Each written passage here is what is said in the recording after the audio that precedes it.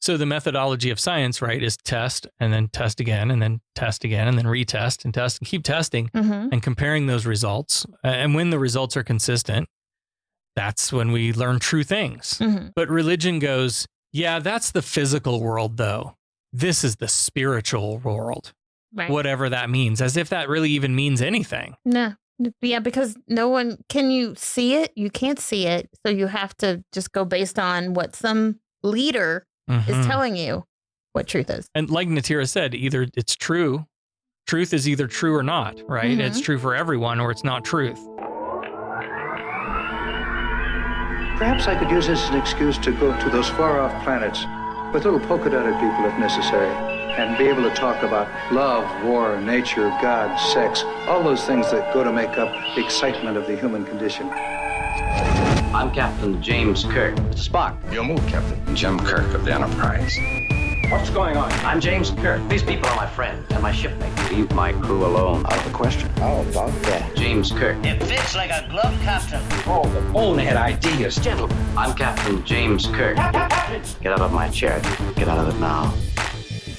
My greetings and felicitations, Captain. So good of you and your officers to, drop in. Absolutely smashing. We are Borg. You will be assimilated. Resistance is futile. And welcome to Humanist Trek. It's a Star Trek podcast about the humanism in Star Trek. I'm Sarah Ray. And I'm Allie Ashmead. I signed back up for a dating app. I don't know why. I did. And how's that going? Well, it was just yesterday. Oh, okay. How many dicks have you gotten so far? None yet. It's only been in 24 hours. So I was on Tinder for a little while. I'm like, this place sucks. There's so many married people on here. And while ethically non-monogamous is, that's totally fine with me. I'm not down to That's be not your like thing. number 3. Yeah. No. So there's a lot of that. And I'm just like, so I got off So you got on Plenty of Fish. No, I didn't. No. Find you a good Christian man. Oh, hell no. So now I'm on Bumble. Okay. I thought I'd try Bumble. Everybody says that's a nicer, gentler dating app. I don't know. We'll see. So we'll see. It's so weird. I haven't even finished setting up my profile and I've got like 43 hits. And that was before I narrowed down my age limit. So I'm getting like these 20-some-year-old guys. I'm like, no. We're in a different place in our lives. Yeah. So it's been interesting, but I'm not. Well, you have to keep us up to date. Oh, I'll try. I mean, I don't want to diss anybody on, you know what I mean? Yeah. Because, these are real people and we're both putting ourselves out there and it's really tough. I don't know how people like fall in love at first sight, like Natira and McCoy. This episode. Oh, let's get into it. It's Star Trek, the original series, Season 3, Episode 8, For the World is Hollow and I Have Touched the Sky. Sir, contact with an object. It's moving toward us. No visual contact yet. Deflectors, full intensity. Mr. Sulu, yes, Captain. Anything on your scanners? It's coming at light speed. Collision course. Visual contact. Anything, over? All wavelengths dominated by ionization effects, sir. All engines full stop. This episode drops us right into it again. This time, we've got a spread of missiles headed toward the Enterprise. And to the Enterprise crew, these are very archaic devices. Sublight speed, chemically fueled, and heading right for us. My God, it's coming right for us! Kirk orders Chekhov to determine the missile's point of origin, and he gives Sulu orders to lock phasers and fire. And they destroy the missile, and then they actually head off to the point of origin to see who shot at them. Meanwhile, McCoy and Chapel are having it out down in sickbay, and Chapel's real upset. And McCoy is telling her, like, you're relieved of duty for the day. Go to your room. And she doesn't want to leave until Kirk gets there. And I was like, this is some HR bullshit if I've ever seen it. McCoy got handsy. Yeah. I've called the boss and then we're just going to wait until he gets here. Yep. That's not it at all. Kirk shows up and Chapel does leave. And McCoy shares that someone on the ship has a xenopolychlamydia. And it's terminal. And he's got 1 year left to live. And the timpani drop is that the crew person with xenopolychlamydia is McCoy himself. He says to Kirk, please keep it to yourself. Yeah, HIPAA laws and all of that. Right. Yeah. After the theme, Kirk records a captain's log where he says he had to notify Starfleet about McCoy's terminal STD and that he requested an immediate replacement. Didn't we have a year? Well, he had a year, but he I'm glad we're talking about this because as the captain's friend, you cannot ask him to not say anything. Yeah. Obviously he didn't want to tell him because he knows what will happen. And even though he says, please don't say anything, of course he's going to fucking say something, Yeah. It's like getting bit by a zombie. Don't say anything. Don't tell nobody because he's going to turn into a zombie. Of course, someone's got to know. So, yeah. So the Enterprise has arrived at an asteroid, and much to Kirk's disbelief, the asteroid is the origin of the missiles. And it's also under its own power somehow.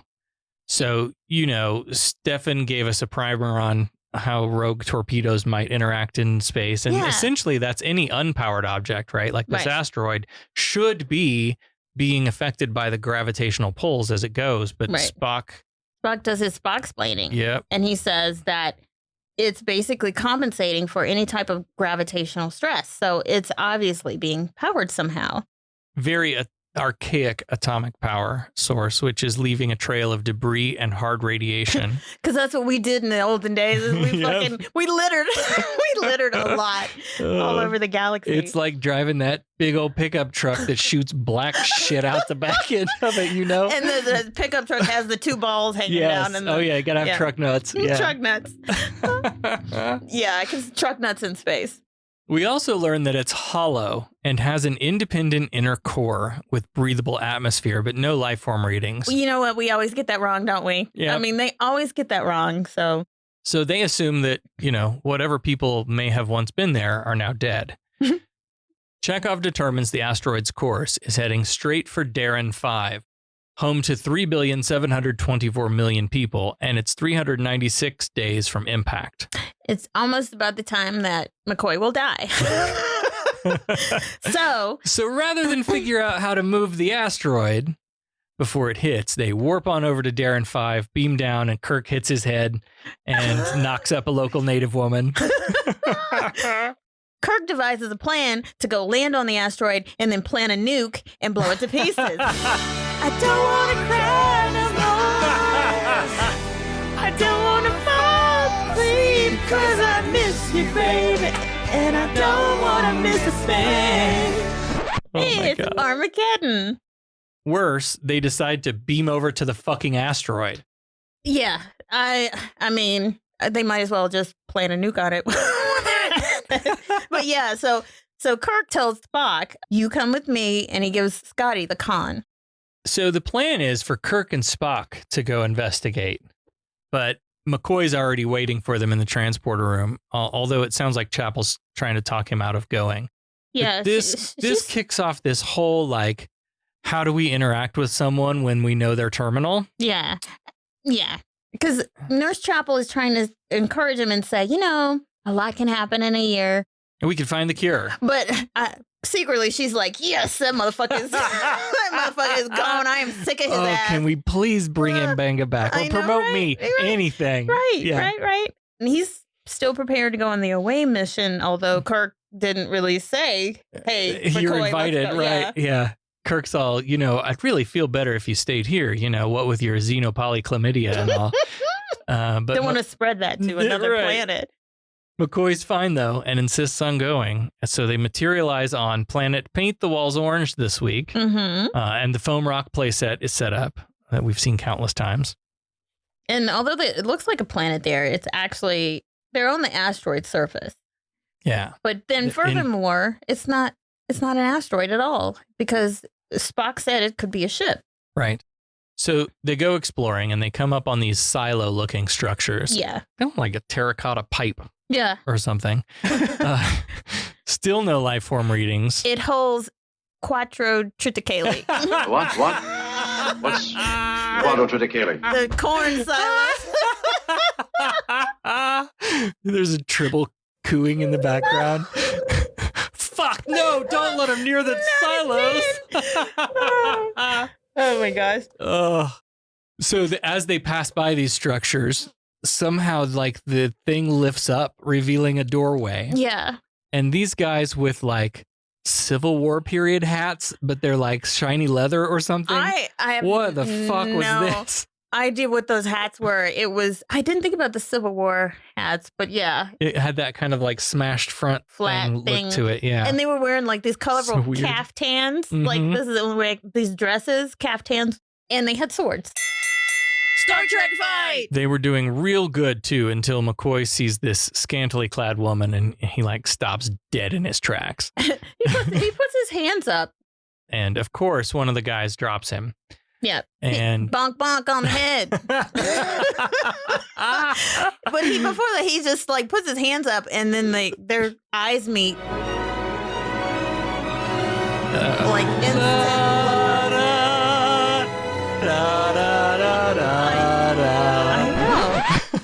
I know. And then that's what gets him knocked out. Yeah, and that allows Kirk and Spock to get taken too, and their heaters and StarTACs are given to this woman. And this is Natira, the high priestess of the people of the world of Yanada.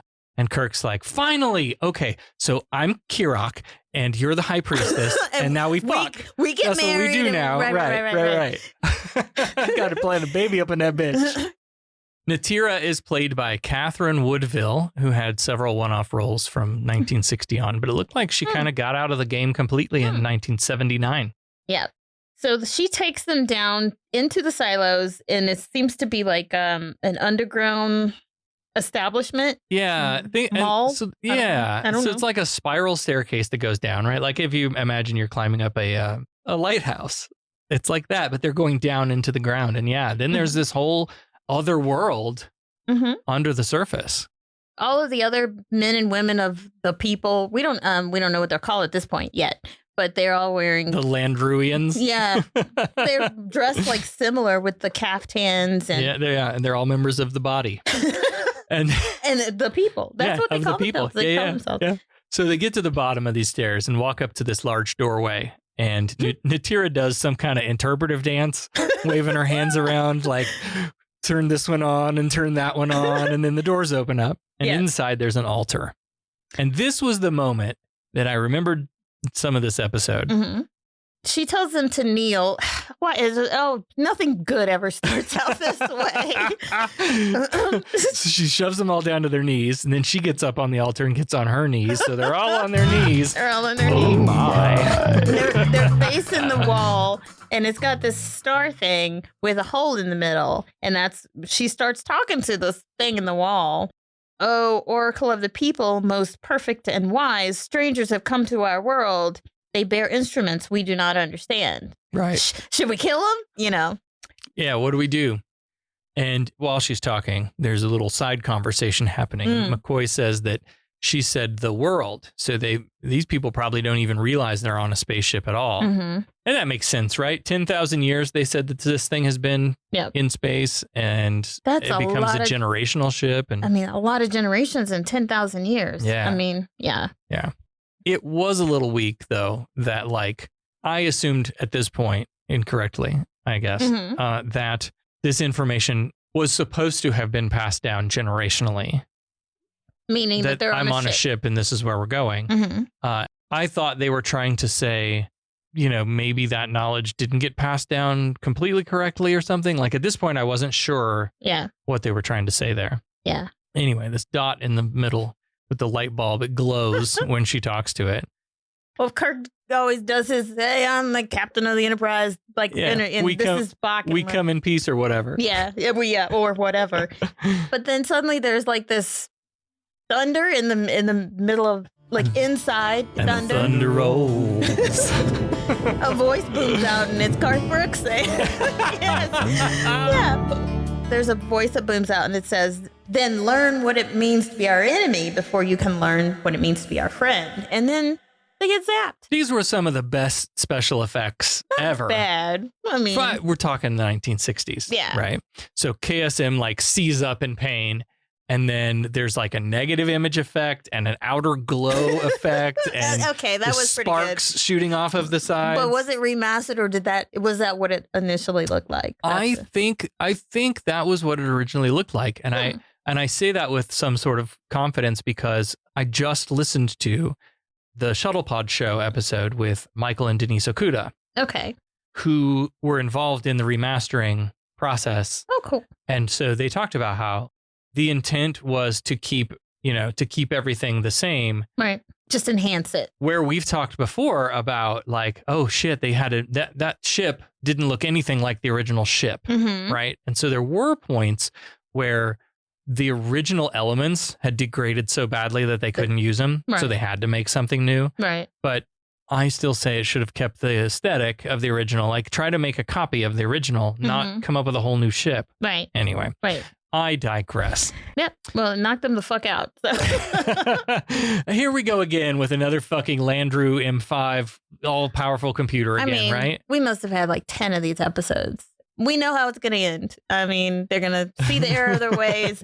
Kirk is going to like do some kind of logic loop. I don't know. Smoke starts billowing out and off we go to our next adventure. Exactly.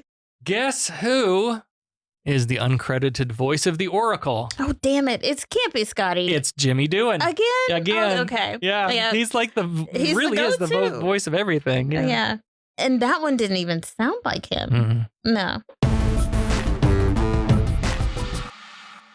Kirk and Spock wake to find themselves in this really cushy room, and McCoy hasn't woken up yet.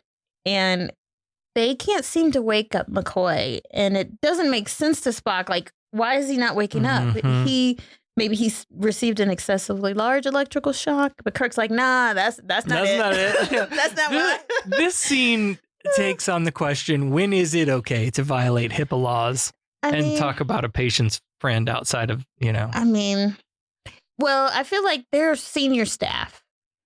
And I feel like if you can share it with anyone, you got to share with the C-suite. You know what I mean? Oh, for sure. I don't know, But anyway, Kirk determines that now is the answer to that question. This is an appropriate time. Mm-hmm. And he's like, look, McCoy never would have told you himself, given how you fucking hate each other and all. But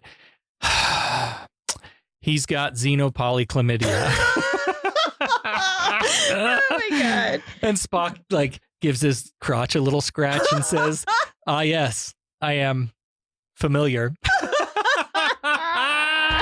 Oh my God, you're awful. So McCoy wakes up though, finally, and Kirk tells him that Spock knows now. Yeah. And McCoy just doesn't even acknowledge that. He just doesn't want to talk about it. He's like, I'm good. Yeah. He does that old man thing. No, I'm fine. I'm good. Let's get back on the job. Right. They do have another annoying problem. Not so much penile discharge, this one, but the Prime Directive. My God. The Prime Directive. How often have you broken it? See, the Prime Directive has many different functions. The Prime Directive There's more what you'd call guidelines than actual rules. It's a very interesting proposition. Let me think it over. So what do? They're on a rock speeding towards Daron 5, where there's 3 billion plus people about to be obliterated. So do they violate the Prime Directive and tell these motherfuckers that, hey, you on an asteroid? You're on an asteroid ship? Or do they try to figure out how to not say anything? This will come back several times in this episode. Mm-hmm. But at this point, we've made the assumption that this asteroid ship is on a collision course with this planet. Mm-hmm. That'd be like saying, I'm on a collision course with Burger King if I'm driving to Burger King. Why would we assume that it's going to destroy its destination and not just stop there? Right. If it's a ship, right, which they've already established, wouldn't you think maybe that's what's in the maybe they're into just the coordinates? Literally, maybe they're going to visit this planet. Right, and they're going to stop when they get out of orbit. Yeah. But yeah, that I didn't think about that when I was watching it, but you're right. An old gray-haired dude comes in with a pill bottle and starts shaking out tablets for everybody. He's like, that Oracle really fucked you up, huh? Yeah, some of us have felt that power before too, but these pills will help. It's a morning after pill. He's giving everybody a morning after pill. But no, McCoy's like says it's some type of herb derivative. How he would know that, nobody knows. Yeah. And then he asks where they're from, and Kirk's like, this might sound a little crazy, but you seem a little crazy. So, yeah, we're from outside your world. And apparently that doesn't sound crazy to this old man. He winces in pain a bit, though, at the thought. But he tells the story of how many years ago he climbed the mountains, which was forbidden. Throughout this story, his face keeps kind of twisting up in pain.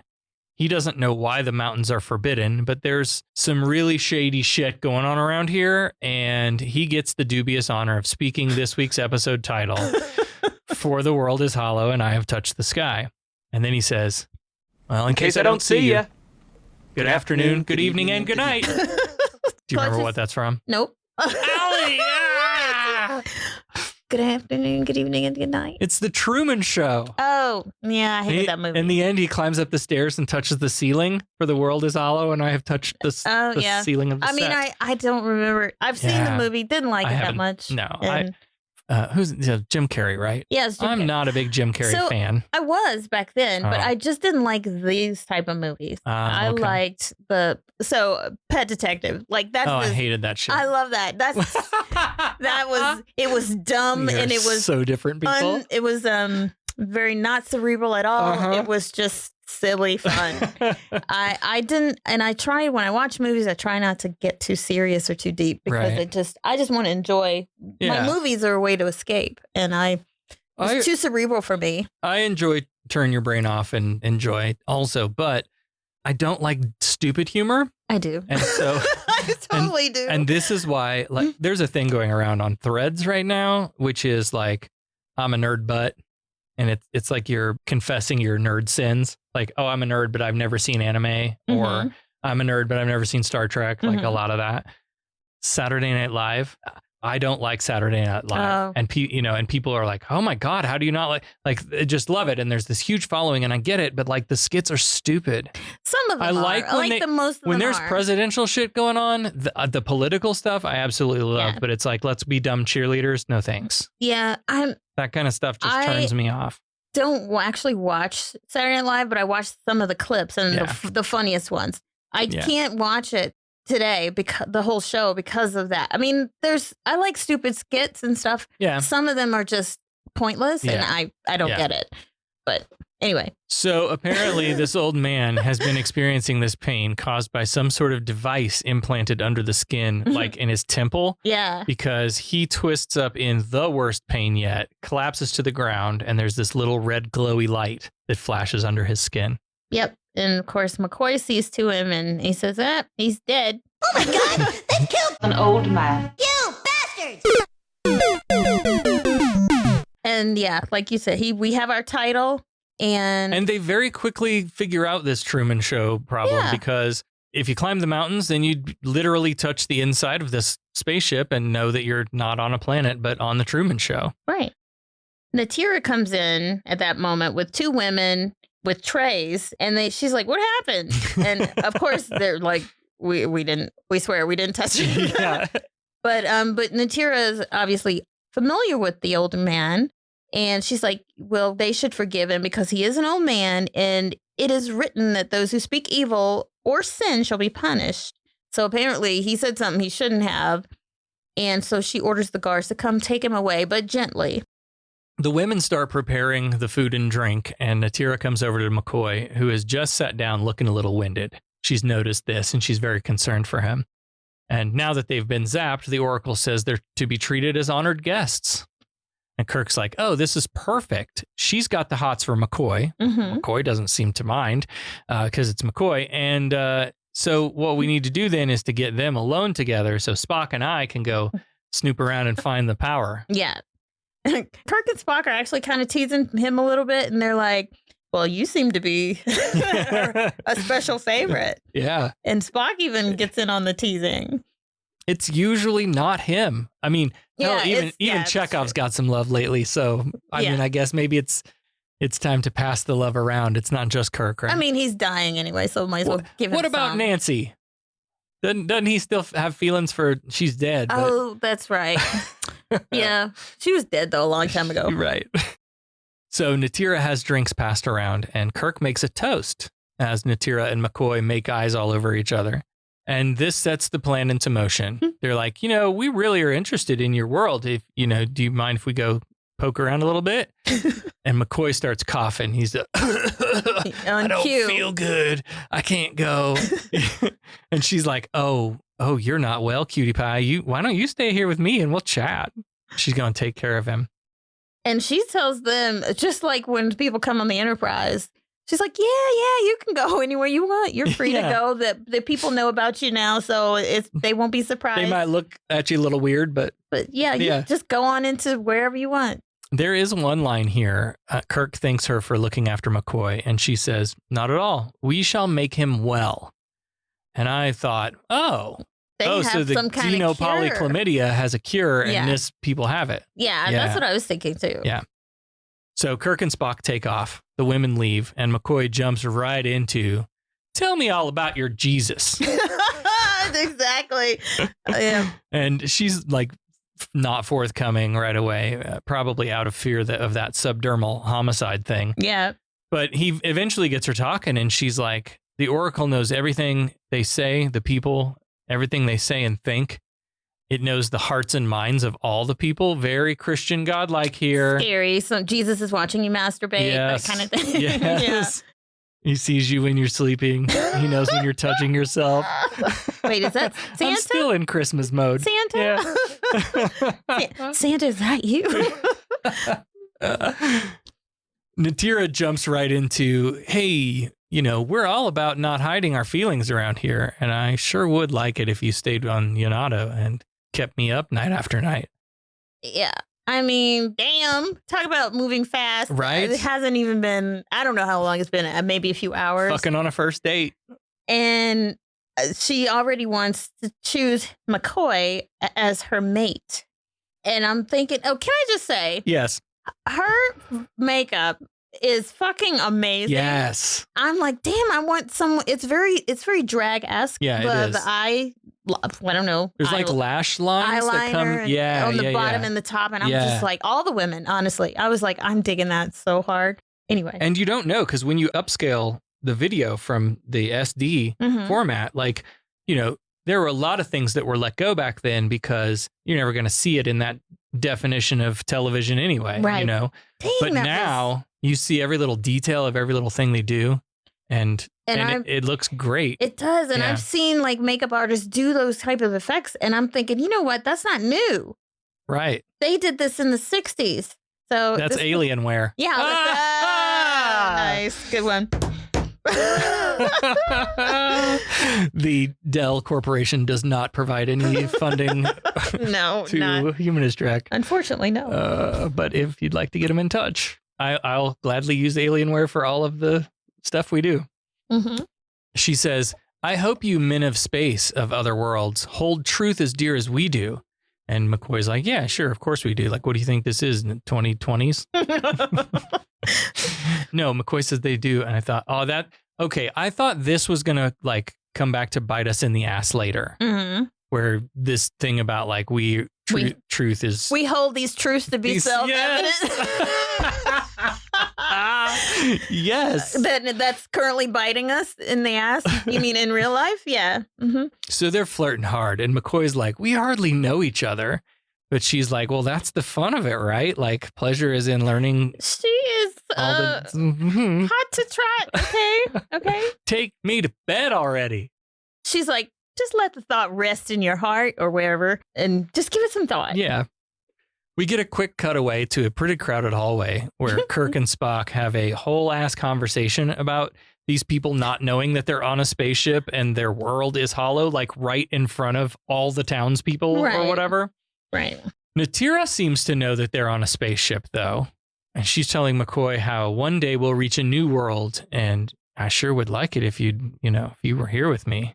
No, she did say that. And I wondered if she understood the concept of a ship. Like, maybe she didn't. Maybe, I don't know. You know how when you believe in something, but you don't get all the details. You just know what the book says. We're going to heaven. Heaven is there. We don't, I don't know. How you get there is not the question. Exactly. So, yeah.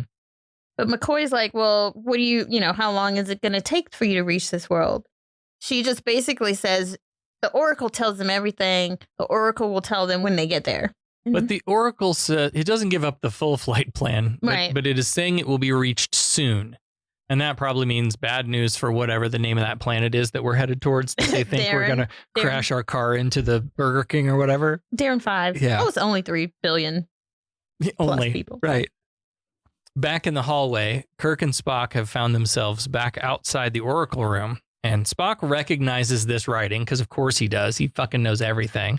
He recognizes this writing as Fabrini, a people whose sun went nova and destroyed all the planets. And toward the end, the people lived underground, just like this spaceship, to protect themselves. So the assumption is that some of those people must have been shot out into space, and it's been so long that it's now a generational ship. Right. So they're trying to figure out how to get into the thing, and they're doing this, waving their hands.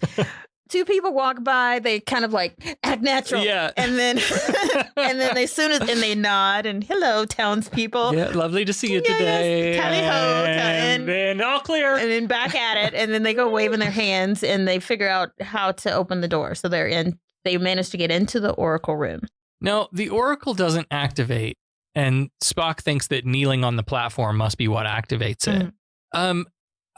There's a lot of questions that I have in this episode about this Oracle and its powers, right? So it doesn't know we're here until someone kneels and activates it. Right. Yet it's also got these devices in people that it's following them around everywhere and knowing what their thoughts are. And then, as we're about to see, when people are in the room and they get punished, it has the power to do that. Do you have to turn that computer on first? Do you have to kneel? It's kind of not a good operating system. I think it needs I think it's ready for the next OS update. Spock reads some of the writings on the wall, but there's nothing helpful here. See Dick run or something. And he says like, oh, there's no question that the creators would be considered gods. Yep. Put a pin in that. And then they see this obelisk. Hey, it's another obelisk. So Kirk goes in and he falls down into the bottom. Hits his head. And he doesn't remember who he is. Okay. So they run over to the obelisk and they think, oh, this is some kind of like solar system. A star with 8 planets. Yeah. So as broad as the universe is, with all the star systems that could have 8 planets, we're just going to assume, yep, that's got to be that one. This is the one. Yep. This is the one of the Fabrinis.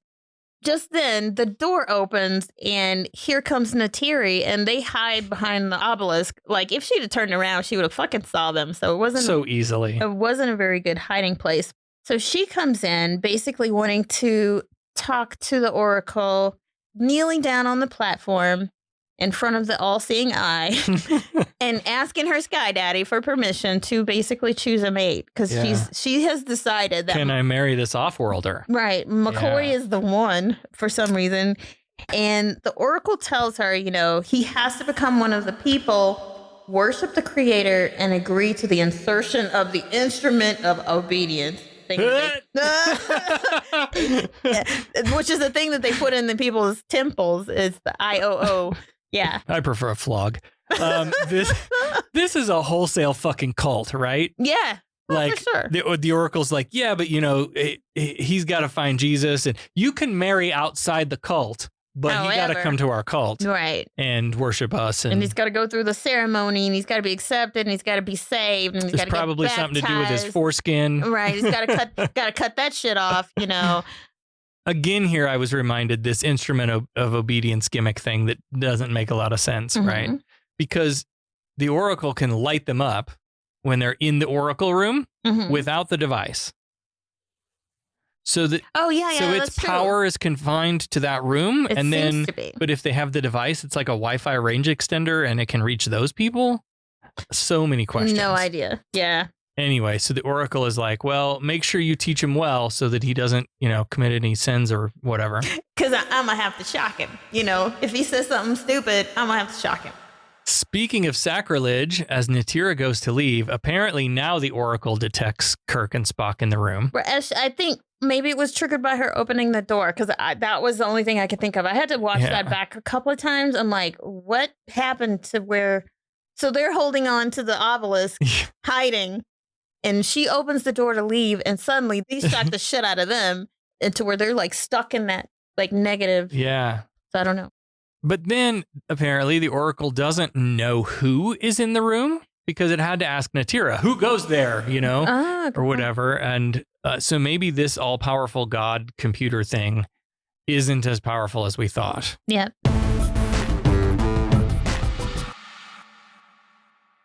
Kirk and Spock are about to be taken and put to death, and McCoy busts into Natira's room to try to talk her out of it. Come on, lady, the death penalty? Really? What is this, 21st century Earth? And she's like, I can't. My hands are tied. And he's like, oh, you like to be tied up. He's like, this is going to be one hell of a last year. His big play here is that he's decided to stay with her. Mm-hmm. And he's asking like, spare my friends in return. And he totally plays the whole, oh, come on, baby, do it for me card. Yeah, he's like, how am I going to stay here knowing that you killed my friends, So I was like, oh, that's very manipulative. That's very good. He's like, just think of how unimaginably sad I'll be for the last year of my life. Don't you want me to be happy in my last days? Oh, my gosh. And she's so smitten with him. I can't imagine why. Me either. I mean, ugh. Yuck. Ew. But she agrees. Back up on the surface, McCoy gives, quote unquote surface. McCoy gives Kirk and Spock their away team gear and sends them on their way. And and there was like not much of a whole, a goodbye. Your friend's dying. You're not going to see him. He's decided to stay and spend his last year. And you're just like, cool, bro, peace out. He's like, dude, we're going to have to blow this place up, right? You know what you're doing. But he's like, yep, I intend to stay and whatever happens. They could have also 364 days or whatever could have tractor beamed it so that it wasn't going to hit a thing. I know, stop. They could have done so many things. They could have. Oh no, it's going to hit the planet. We don't know what to do. Really? Yeah, okay. Yeah. In the Oracle room, McCoy consents to having the instrument of obedience shoved up his ass. And they no, right? At least they asked for consent. Right? Yeah. And they say some vows or whatever. And the Oracle tells Natira to teach McCoy what he needs to know. Ooh. So they go over to the obelisk and she touches some of the stars and a panel slides open, revealing their holy Bible. Hey, you know the little tidbit about this book? What's the little tidbit about this book? It's the same book that they use in A Piece of the Action. Chicago. Yes. Yeah. It's A Piece of the Action. Do we need to start talking like this from the rest of the episode? Wow. It is the same book. Damn, I didn't know that. Yep. This is called the Book of the People. I forget what it was called in A Piece of the Action, though. Just Chicago gangs of the 1920s or something like that. Yeah. Now, this book was given by the creators and is only to be opened and read on Christmas. Do not open until Christmas. When they reach the New World, that's when they're supposed to open it and read it. But not even Natira knows what the book actually says. And boy, does this remind you of anything? Oh, yes. I mean... Yes. So McCoy's like, do the people know what's in this book? They don't even know either. The only thing they know is that it tells of their world here and why they're going to have to wander in the desert for 40 years or some shit. Well, yeah, exactly. But they don't really know any details. And if these parallels to Christianity aren't enough, she says, it's enough that, I know that we'll understand one day when we reach the new home or whatever. Like, this is all very, all things will be made clear in heaven or whatever. When the rapture happens. Lord comes back. Yeah. Kirk's log restates the problem. And it was surprising to me that nobody has figured out yet that the ship isn't on collision course with Darren 5. Again, Sarah says that's just its destination. Right. Like we're just going to Burger King. Right. We're going to park outside. Yeah. In the parking lot. Anyway, Kirk's got an admiral on the phone now who tries to be sympathetic to the situation, but in the end, relieves Kirk of this whole Yonata mission entirely. We'll take it from here. We're going to blow it up. Too bad for McCoy. Sorry about your buddy. Yeah. So just as they're about to carry out those orders, they get an urgent phone call from McCoy, who was apparently allowed to keep his StarTAC for some reason. Yeah. McCoy's got an idea how they can get this ship back on track, although Sarah's argument stands. They're just traveling to Burger King, not colliding with it. Right. And he thinks the answers lie in that dusty old book. these people think it's some sacred text, but it's probably just the Windows 3.11 operating guide. Yeah. Right? Yeah. But as soon as he starts talking about it and trying to tell Kirk, his head starts hurting and he starts gasping in pain and holding his temple. Kirk is like, hey, what's wrong? What's wrong? But he collapses, drops his communicator. And just then Natira comes in and she hears Kirk on the StarTAC. And he's like, Bones, are you all right? And she's like, oh, this motherfucker been cheating. He said he was talking about truth and he just lied to me. And sure enough, he moves his hand away and we see the red flashing light on his temple. Kirk and Spock beam into Natira's room and Kirk has to hold her back. So, question. Now they're beaming into the chamber where they couldn't even detect it before. Right. Great observation. I thought that was interesting. I'm like, hey, wait a minute. Why the fuck didn't you do that in the first place? Right. But yeah. Kirk has to hold her back while Spock digs out the obedience device from McCoy. Very important line here. She's in tears and says, he is not part of our people. You've released him from his vow of obedience. Mm. And Kirk's like, no, we've freed him from that oppressive thing you call an oracle. Yeah. So a couple of things there. He is no longer part of the body. Yeah. They're divorced already. I mean, they just got married. Because it wasn't that was a ceremony. What they did when they kneel. Yeah. But this reminded me of when you get separated from the Borg and you're no longer part of the hive mind, your voice can't be heard among the people. So were they connected? She could detect in him that he was no longer, or was it just the observation? Don't know. Anyway, She's ready to get the guards, but Kirk manhandles her into the back room. This was so cringy. It was. It was very cringy how he kept grabbing her and you need to listen to me. And it was real close. Whoa. Yeah. That's McCoy's woman. I don't know what you're doing. But yeah, it was real cringy. So he starts telling her the truth about the truth. Look, Natira, there is no Jehovah. That's just a computer. And this isn't a planet, it's a ship. He tells her about the dying sun and her people building this great ship. Tells her about the Burger King that they're about to smash into. But her indoctrination, coupled with this obedience device, holds her to the belief that, what the Oracle says is the only truth. Again, a very a fear of, your community looking down on you. Right. In Christianity, if you step outside that line. And also, I mean, I feel like they represented it really well with the whole physical pain. Yeah. To have that immediate effect. Yes. Because as she was taking in what he was saying, her head started to hurt too. Mm-hmm. Because it was sinking in, because I think when you start to question is when it really starts to hurt. Right. Finally, Kirk pleads with her, let us remove the instrument obedient from your ass the way we did from McCoy. But she runs off and they just have to hope that some of what Kirk said got through to her. Kirk's like, you think she understood me? I don't think so. She wasn't ready to hear it, but yeah. Right. She goes, well, what's the first thing she do? Run, tell that. She goes into the Oracle room and the Oracle is like, first of all, why were you even listening to those non-believers in the first place? And she's like, well, they said they spoke the truth. And the Oracle says, their truth. Holy Western politics and religion, Batman. But she says, is truth not truth for all? Yeah, but is there in truth no truth? Very nice. Very nice. Yeah, isn't it true no matter whose perspective it comes from? That's what truth is. Right. But yeah, there shouldn't be my truth, your truth, his truth. Right. There should be just truth. Right. The Oracle yells at her to repent, but it's too late. She wants to know the real truth now. And that triggers so much pain to the point of passing out and falling off this platform. Mm-hmm. McCoy, Kirk, and Spock come in, and McCoy is holding his wife or ex-wife, but she's still alive. And she's, it's like, your friends have told me the truth. And, I think I believe them. This is the quickest deconversion ever. It never happens this quick in this show. She's deconverted from her faith and believes what they have to say. Hey, you get some good dick, you will believe anything. McCoy must have been slanging it because, she was like, okay, I believe you, husband.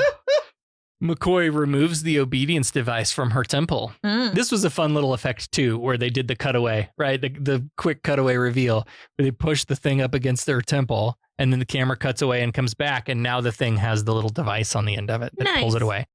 Easy, simple little effect. But they're learning to get creative with the limited stuff that they had back in the 60s. Yeah. Kirk and Spock go to the obelisk to get the book, and the Oracle starts shouting at them. Non-believers, sinners, devil be gone. I'm surprised they didn't get shocked. Why did they not get shocked at that point? Right. Because they opened the obelisk and took the book. And it shocked them before. Right. Yeah.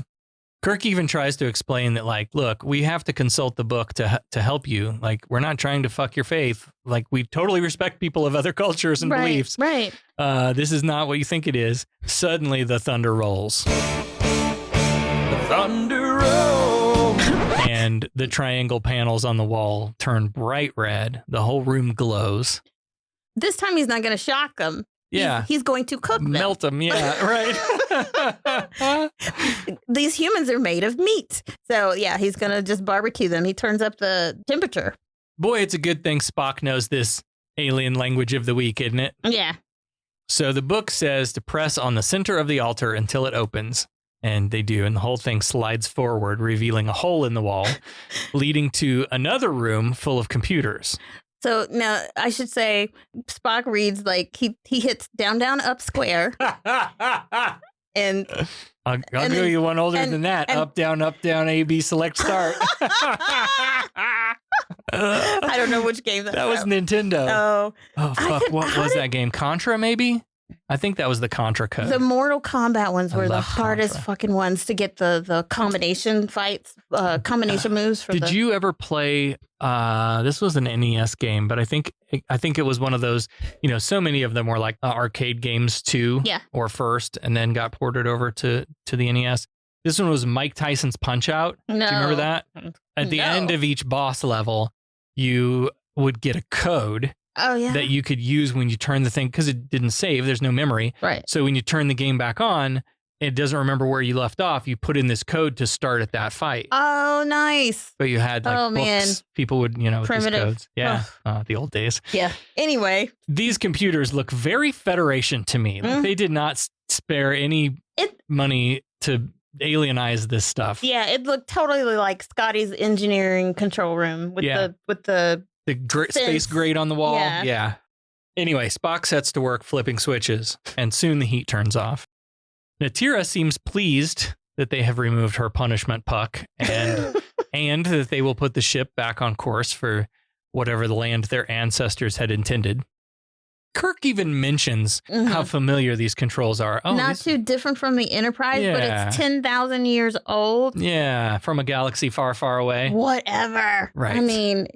You know that thing when you take your car in to get it worked on and you're like, so it's making this noise, it's rattle, rattle, rattle, rattle, rattle, or whatever, and it shakes a bit when I turn left, and you just hope that it's some stupid easy fix and not like it's going to cost $20,000. $2,000. Oh, your car's totaled. Yeah. Spock says this one's going to be pretty easy to fix. No big deal. Because there probably was nothing wrong with it anyway, because like we said, they're going to the planet. They're not going to crash That's into what it. I thought still. Anyway. So Spock replaces a spark plug and off they go. This next scene was a little confusing to me. It seemed like McCoy was trying to say that Natira should leave and come with him. But because she pushes back, she's like, I'm not afraid anymore, and I understand my purpose. So she's like, I have to stay here and lead my people to the promised land or whatever. Through the desert. And so then McCoy is like, fine, well, I'll stay with you, which I thought he was going to do anyway. Right.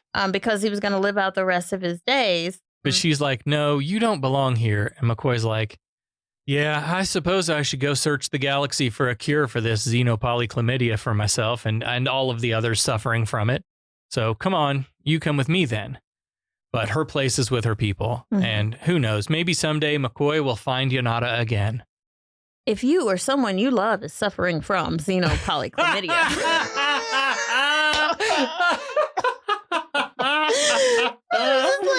Oh, God. Attention, if you or a loved one has been diagnosed with xenopolychlamydia, you may be entitled to financial compensation. Xenopolychlamydia is a rare sexually transmitted disease linked to exposure in the Orion system. Traveling to the Orion system may put you at risk. Please don't wait. Call 1-920-550-TREK for a free legal consultation and financial information packet. Xenopolychlamydia patients, call now. Again, that number is 920-550-TREK. On the way out, Spock notices a wall of memory banks just full of information.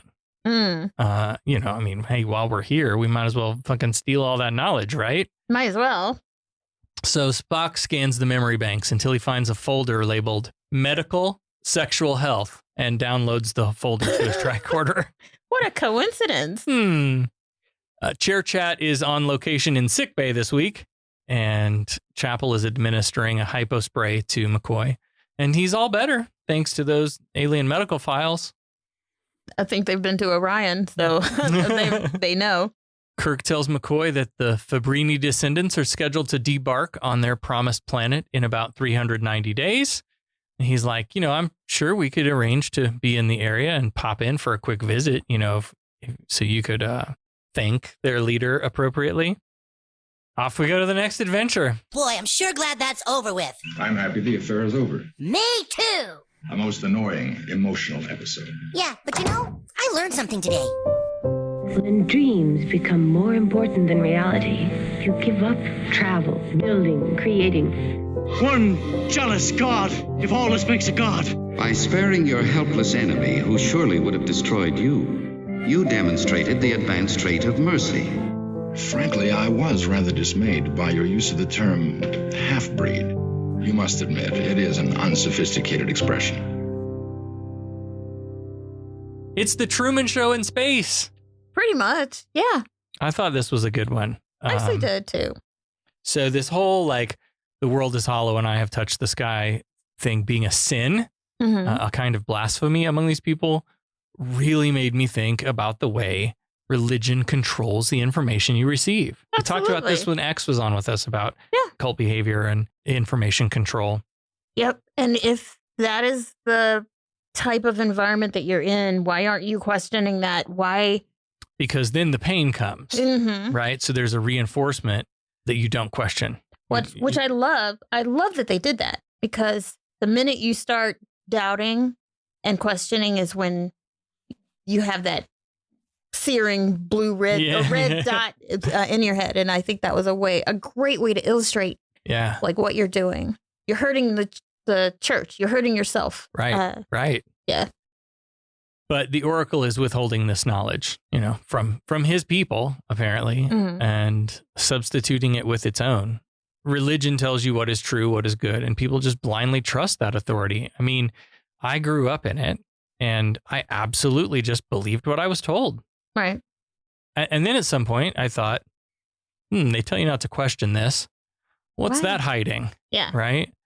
Yes, we should hold to authorities to an extent, right? Like epidemiologists warning about a pandemic, for example. Those are the content, subject matter experts, whatever. They're pretty much doing facts, though, or facts as they know it at the time, because science changes, and it changes when they know better or know more.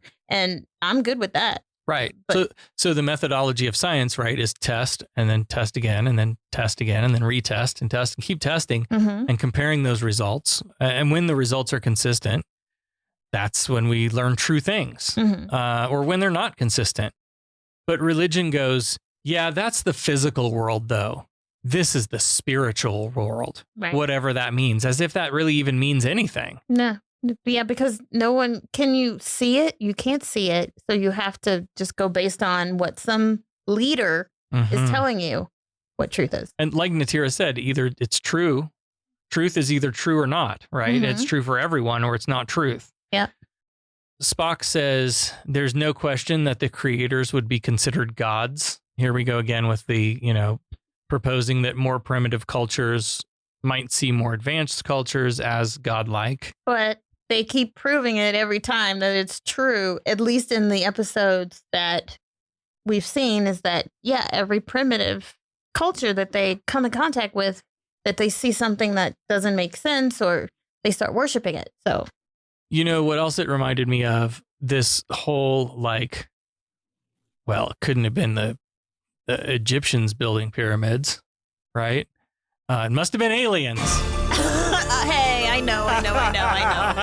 We had this conversation. I mean, I love my ancient aliens. Mm-hmm. But yeah, it's right. Because we can't fathom that people back then, we think we're so advanced now that we just can't fathom anyone being as smart as we are now. Right. And thinking. Much less more so. Right. Yeah.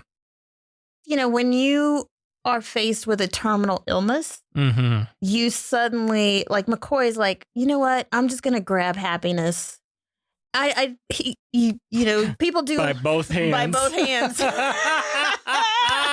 But I mean, he was like, he got married. Like, he got married. Yeah. Now, granted, it was to kind of get information, but I think they did sort of fall in love. They moved quick. But I mean, isn't it interesting how we do that? Like, we don't live day to day. Like, we're all going to die. We're all going to die. That's how this inevitable. That is how this ends. But at work, I say there are two constants in the universe that we're all going to die, and that you can only take one grape or one strawberry because these little bastards come in and we have grapes and strawberries trade up, and you're supposed to take one tray, a little thing of strawberries. But they take like 2 or 3. Fuckers. Hey, they're living like it's their last day. Right. But I mean, why don't we live like it's our last day every day? I mean, not, don't do anything. Right. Because I would be like, well, if this is my last day, then fuck the mortgage company. Yeah. Fuck the bills. You can't do that. I mean, to a certain extent, but why wait until you've been diagnosed with a terminal illness before you go and grab the happiness that you should be grabbing every day? Yeah. That's what I kind of took away from that. I mean, it's not to say give up and don't look for a cure. Right. But also, like, grab the happiness and don't, and don't wait until you're diagnosed and your date of death before you start living. Yeah. Yeah. While I like this episode, the wrap up, as usual, left me with more questions than answers. What happened to the Oracle? Did they just not turn that bit back on? we're gonna disable the user the AI interface. Yeah. So that he doesn't talk to you anymore. So is it turned off, or was there something wrong with it? They pulled the paperclip out and now it's not malevolent and an evil dictatorial cult leader anymore? And did they remove everybody's implants or IOOs, instruments of obedience? C:\format. I know, right? Did they? I mean, I assume that they're going to be monitoring them and that they're going to go back when it's their time to get to the planet to make sure they stay on course. I mean, I don't know. Well, now it's time to honor the dead. It's dead, Jim.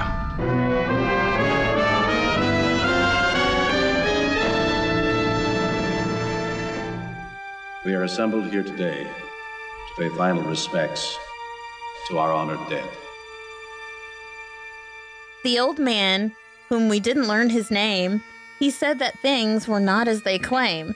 He seemed to be the only one in doubt, and when he expressed this, in pain he cried out. For his world was hollow, and he wasn't being metaphorical.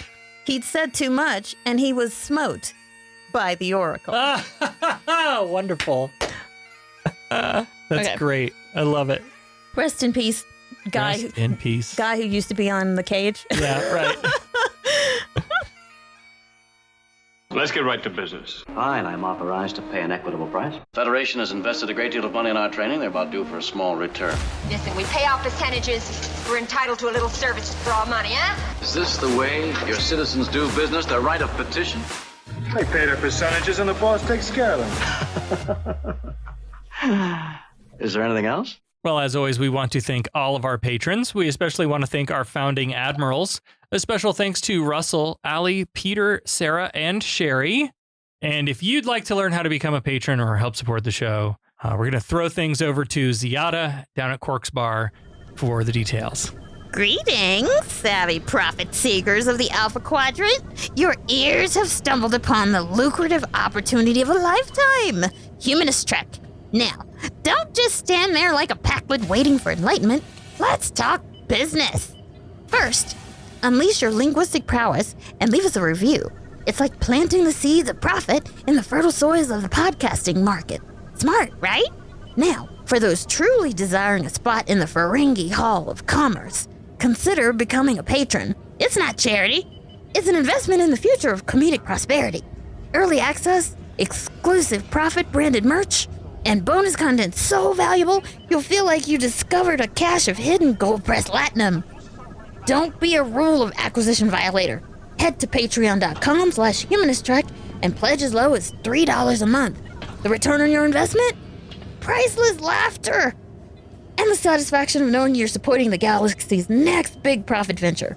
Profit is our mission, and with your help, we'll be laughing all the way to Grand Nagus' bank. Let me remind you that taking business advice from a female is a violation of Ferengi law. Shame on you! I hope you're satisfied. I assume you're loitering around here to learn what efficiency rating I plan to give your cadets. Trainees, to the briefing room. Is that all you gotta say? What about my performance? Aren't you dead? I don't believe this was a fair test of my command abilities. There was no way to win. There's no correct resolution. It's a test of character. Now, what is that supposed to mean? I am understandably curious. May I ask you a question? Who's been holding up the damn elevator? Becca's back now to give us the answer to this week's Starfleet Academy Cadet Challenge. What was our question for the world is hollow and I have touched the sky?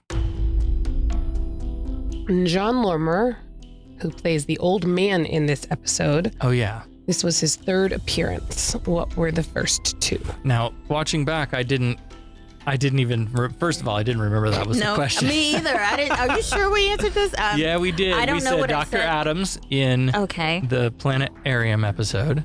No, and that was wrong. And the other one was, did you write the answer? I didn't. I just went with whatever Allie said. I know what the answer is. Okay, what is it? The cage. The cage? Yeah. And what about the other one? I don't know what the other one was. Okay. Oh, no. Was it the... I know. I think I know what the other one is, and I didn't click until now. If I can remember the episode where they went to the planet, I think they turned old. Okay. Pretty quickly. And they remember that couple that loved each other really a lot? Uh-huh. Louise or whatever. Right. And I don't remember the guy's name. Anyway, I think that's the episode. What's the name of it? Where the elderly years or whatever. The something years. Something years. Yeah, the deadly years. Deadly years. That's what it was. Okay, what is the answer? Season 1, pilot, The Cage, as Dr. Theodore Haskins. Okay. And Season 1, Episode 21, The Return of the Archons, as Tamar. Incorrect. Tamar. Yeah, I remember. Also, I have a fun fact if you'd like to hear a fun fact. Sure. The music that accompanies the appearance of the old man in this episode is the same music that played during some of the scenes in his lines in the cage. Oh, damn. Interesting. Okay. That's a big Easter egg there, actually. Yeah. That's kind of cool. So do I get like 1 point or a half a point? Or Yeah, I'll give you 1 point. You got the cage. Shit. If you said it before, you get the point, right? Yeah, but I don't think I said the cage. Oh, I thought you did. No, I didn't said write it down. Actually, yeah, I don't get points. Okay. I don't get points. Okay. Next week, we'll be reviewing Star Trek, the original series, Season 3, Episode 9, The Tholian Web. Yay! That's how Shatner said it in something. Kirk is trapped in interphase, while the Enterprise is trapped by a powerful energy web. The only thing I remember about this episode was the web. The web itself, the yellow lines. Yeah. All right, what's our question for the Tholian Web? Well, luckily, you don't need to know anything about the episode. Oh, thank God. Maybe. This is the third time that the Enterprise has encountered another Constitution-class starship with the entire crew dead. Yes. I will give you a point for each one of the other 2 episodes you can name. Oh, fuck. Okay, one is the Defiant. I'm going to write our answers down here. I think this one was the Defiant, wasn't it? Like no, the name of the episode. Oh, the name of the episode. Fuck that. Oh, Man, no. I don't know that shit. Okay, one. If you want to, I'll have to do the research. Okay, if you want to name the let's cruise, talk it out. Let's take it. I'll give you bonus points for the name of the ship. but the question is for the episode. Fuck. Okay, so the one where they had all turned into salt. Dust. Yeah. That started with like a C or something. Crystal meth. They. No. But I know the episode. Wait, no, that was the Omega Glory. Right? Because that was the episode where the whole part of it had nothing to do with the Jesus. It was the Omega Glory, American but flag. I don't remember the name of the ship though. Do we need to know the name of the ship? Okay, cool. It's just bonus. The Omega Glory. Okay. What about the ship where all the Vulcans died? Was that a Federation ship though, or was it just their ship? Because all the Vulcans died, and Spock kind of heard all the cries of 1,000 Vulcans dying. Yeah. Oh, I don't know, and I don't remember that one. And he went kind of nuts, and then I'm trying to remember what's the point of that whole episode. I can't even remember. No, I don't either. What other one did you think about? I'm trying to think. Like, I feel like there was another. The Defiant was lost in this area of space or whatever, and we're out here to find them. Episode. But I don't remember what that would be called either. Yeah. Oh, I wish I knew which episode that was where all the Vulcans died in that one ship and Spock went nuts. What about the one where they're at the space station for a refit and some shit goes down and they get moved up on the repair list? Remember that?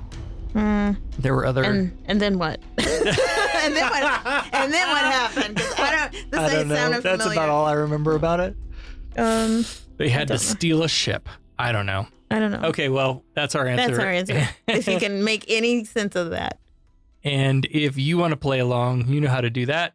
Head over to your nearest social media app, share out this episode with the answer and the hashtag Starfleet Challenge, and we will pick out a winner. Next week, Star Trek, the original series, Season 3, Episode 9, The Tholian Web. Live long and prosper. Qapla'! Humanist Trek is available wherever you replicate your podcast. Follow us on all the social medias at Humanist Trek. Become a patron at patreon.com/humanisttrek. Open hailing frequencies to podcast@humanisttrek.com and visit our website, humanisttrek.com. Humanist Trek is a production of Sarah Austin Media.